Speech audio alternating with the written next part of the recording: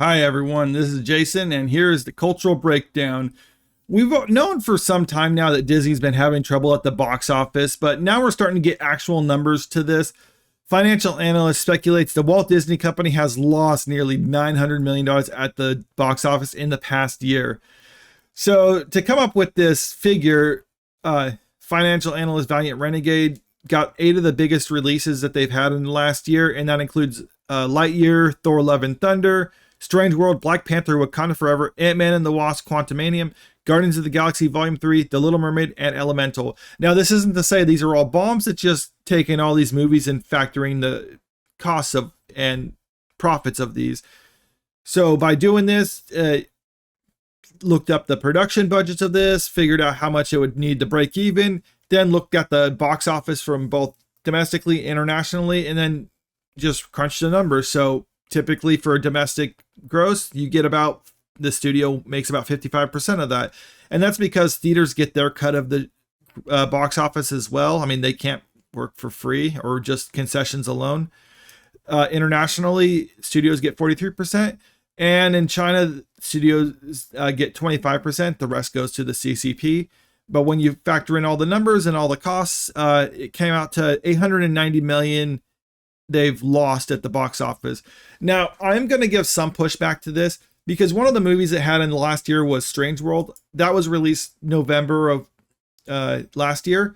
Avatar was released in December. So Avatar did really well. If you actually look at the box office here, it was 2.32 billion.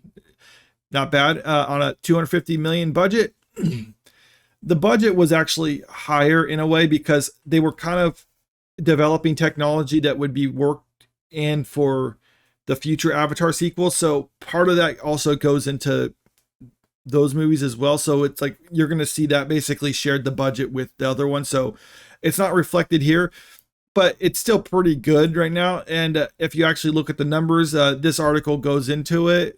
I'm not going to say everything that it has or read the whole article to you, but it says the profit was $532 million in total for Disney. And that's also partially because they're not the only ones who make profit off of it. There's other studios involved with it and distributors, but that's the profit that they got for it. So that's actually pretty good right there. But when you subtract the 890 million or get 890 million and subtract the 532, it comes out to 358 million is what they're down this year, which is better, but not, it's still in the red and not good. And this article also points out that there's a lost opportunities that they're making from this because they used to make a lot of money by licensing their things to other streaming platforms. Like, let's say the Marvel movies were on Netflix. Well, now they're not getting that anymore because they have the Disney Plus platform. And like any business venture, they expected to take short-term losses with it. But their ultimate goal was probably to supplement the costs with by the box office and theme parks for Disney Plus long enough until they can start buying up other platforms like Netflix and Hulu that don't have those other avenues of revenue to actually help prop them up. But they're not getting that anymore at the box office, and then the park attendance is down. So we're starting to see that right now with them trying to license other projects to other streaming platforms. Like you go to HBO Max right now, you'll see Avatar 2 is on there. So I think they're learning now that by keeping everything on Disney Plus isn't going to work. So they're trying to make other money elsewhere because Valiant Renegade rightly points out this can't go on forever. It's simple number, folks. That's where we are. The Walt Disney Company is making all the wrong decisions, not only creatively, but in distribution channels as well. And like I said, they're trying to rectify that right now. In the pipeline, they're also looking to buy Hulu or a bigger share of Hulu. That's supposed to come through towards the end of the year. We'll see if they're able to do that right now because those talks started a while ago and we haven't seen the series of bombs that they had. They also have Indiana Jones coming up. That's projected to be another bomb for them.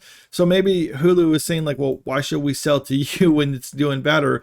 We're in a better position to negotiate because we can see you're a little bit more desperate now to buy. So I don't know what's going to happen with this, but either way, I don't think Disney's going to give up on their Disney Plus. I think they're just going to start licensing other material, things that aren't overtly Disney to other platforms to try to help supplement the cost of this, but it is just simple numbers. Can they outlast the competition? I mean, Netflix seems to be doing okay on its own, so we'll see if they can withstand the storm. Because while Disney has an avenue to actually prop up the costs of their streaming platform failing or not doing too well, Netflix doesn't need those other avenues of revenue because they're doing just fine. So comment below, let me know what you think about all this. Make sure to like the video and to share the video out there, and subscribe to the channel if you want to keep up to date with the latest news. Thank you.